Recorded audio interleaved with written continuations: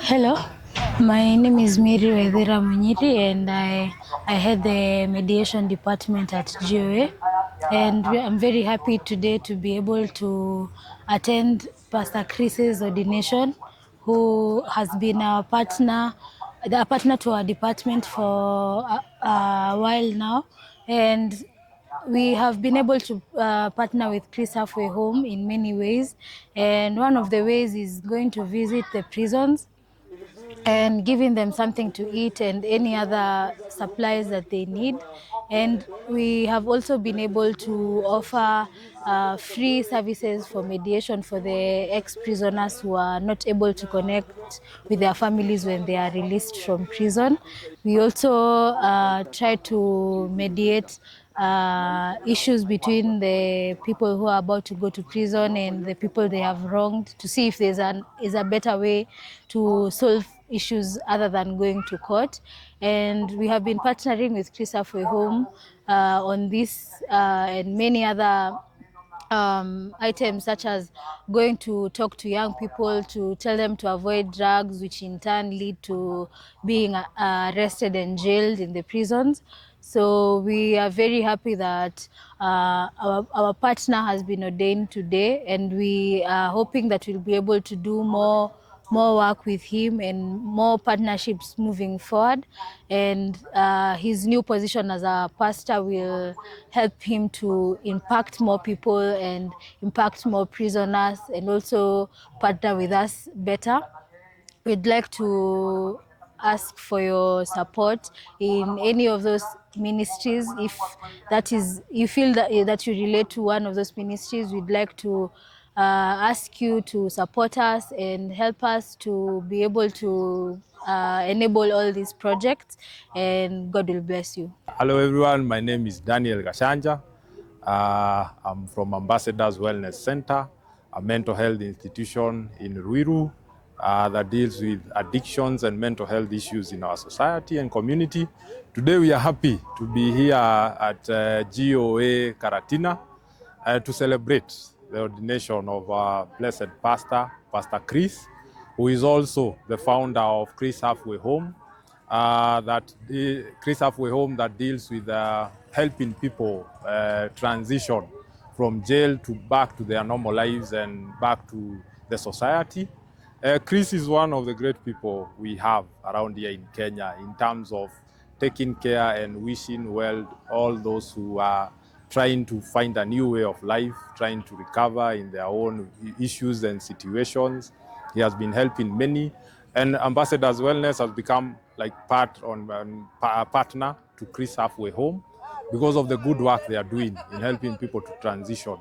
We also are people who deal with people who are in this recovery journey, and that transition is really important because you find people have come out of institutions, they don't know where to go, they are facing some kinds of stigma in the society, but people like Pastor Chris and his initiative of Chris Halfway Home has been helping them come back to the society, achieve things, and today we are celebrating Chris in his own right.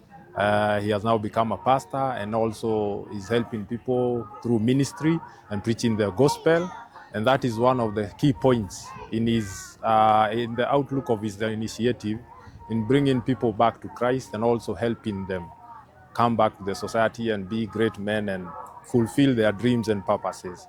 So we are here to support him. We are here to support him, and we are asking anyone out there who has a good heart and who has been through these experiences, and even if you have not been through these experiences, this is our community. This is what we are facing in our world right now.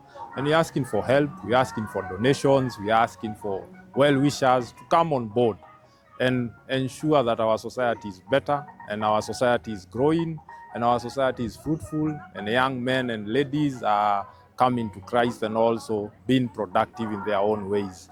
Thank you. My name is Pastor Chris Mwangi Dhagana. I have been a criminal for a long time.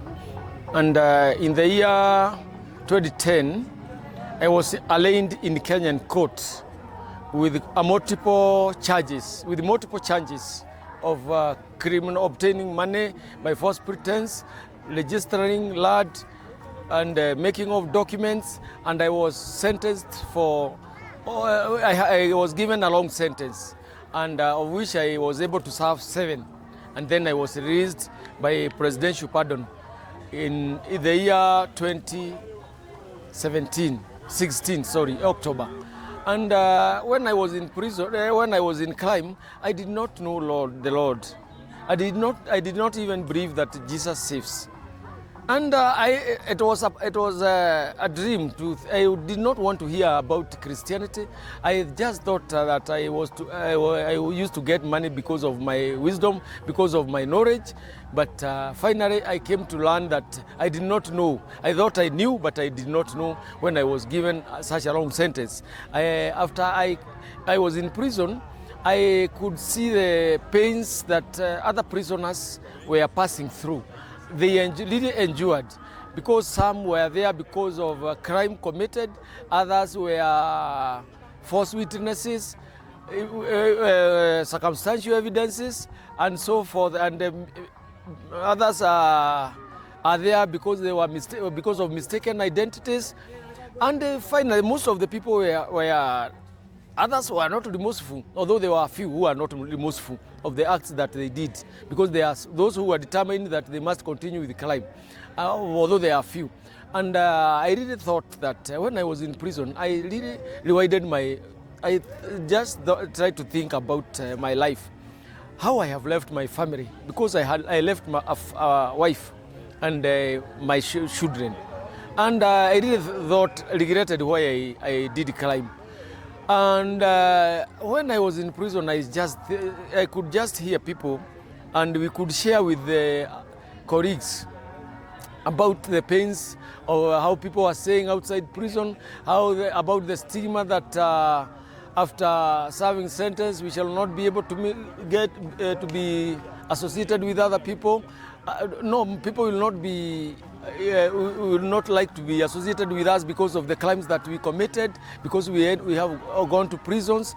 And right there, I just started thinking of how I can start a halfway home. I started a home called Chris Halfway Home because of those prisoners who were suffering there.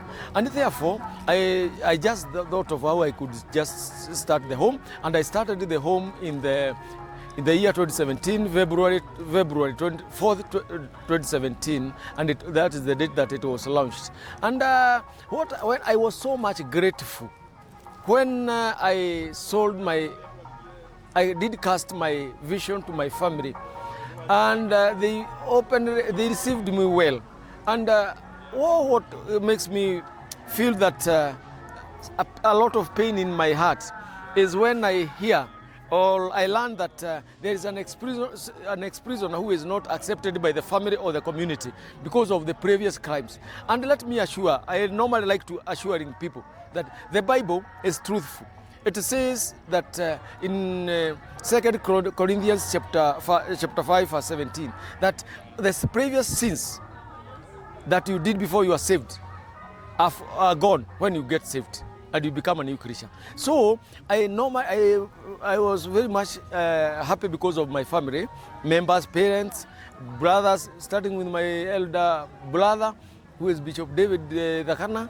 They received me well. Imagine being in prison for 7 good years. All the clothes that you had, when you are left, you cannot even trace them. It's just like a new baby born. And I went a very long journey, and I really thank him because he received me like a small child who had no clothes, who relies on parents.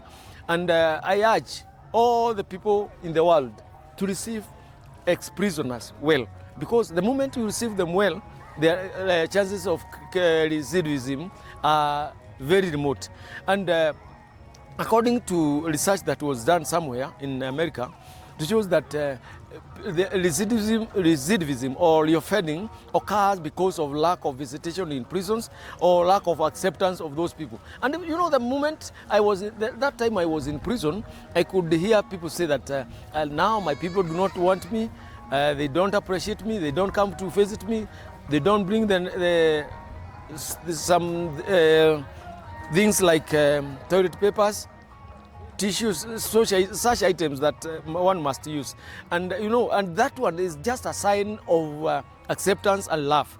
And the moment you don't love those people, they just go directly to Leofed, because a human being is a social being. So the moment one refuses his people, or an ex-prisoner or a prisoner, because he committed an offense, you are making him a greater criminal. For example, if somebody was in prison because of a petty crime like alcohol or drug abuse, illegal selling illegal drugs, possibly gone for 2 months. The moment you fail to receive that person properly, he graduates to a person who can commit a bigger crime. And therefore, that is where I'm stressing to people, they should continue receiving those people. And today, now, because I have been given this platform, I'm so much grateful to Glory Outreach Assembly, because I got a bigger base now, a bigger platform. So my team of Krisavu Home, Glory Outreach Assembly Church, Karatina, where I'm serving now, I will be able to serve them adequately, because now I'm ordained, I got enough education, I learned. And let me tell you, my people should accept prison. They should not say that prisoners are useless, they can do nothing. Since I came out of prison since 2017, I learned a lot, because I learned CBL, consistent Bible reading. I continued I did that in Presbyterian Church of East Africa here in Karatina. After that, I enrolled myself to university. I did my degree in Christian counseling, and then after that I did my recently I graduated in my master's. And therefore this is just a signal, or a good sign, indicator that an ex-prisoner can change and become somebody else who can be able to help the community, the government, and all the people at large. So let us appreciate ex-prisoners, let us visit prisoners, let us give ex-prisoners a smooth re-entry after serving long sentences. And I'm very much grateful, especially to Glory Outreach Assembly, because of giving this platform. It's a great platform, and I'm going to serve the people of God in all capacities in the world. Kwa majina yangu naitwa Lawrence Wagware, na mimi ni ex-prisoner ambaye alikuwa ameingia na jela katika njia ya kimakosa, kwa sababu ilikuwa ni mistaken identity. Na ninashukuru Mungu sana kwa fursa hii, wewe unayenisikiliza, kwa kuwa una muhimu sana wewe katika maisha yangu, kwa kuwa ukishapokea huu ujumbe utaweza kusaidia mwingine kama vile mimi nilivyosaidiwa na kanisa. Kitu ya muhimu sana, mtu yoyote ambaye ametoka gerezani, ni kitu kinaitwa wokovu. Kwa sababu vile nimeshuguza wale watu ambao wanaishi jela wakikataa wokovu, wakisha toka hapa nje, wana chances mingi sana za kurudi katika mabaya, ama kuuawa, ama kuangamizwa kabisa. Sasa ile kitu ningehisihi kwanza wale walio magerezani ni ya kwamba kwanza wapokee wokovu, kwa sababu kama singepokea wokovu, mimi singepata kusema siku ya leo. Ninashukuru Mungu kwa sababu hata ukiwa umepokea wokovu, hawa walio nje, huyu moyo hawana wa kupokea wale ambao walikuwa waathiriwa, kwa sababu wao wanaona ya kwamba huyu mtu hajabadilika.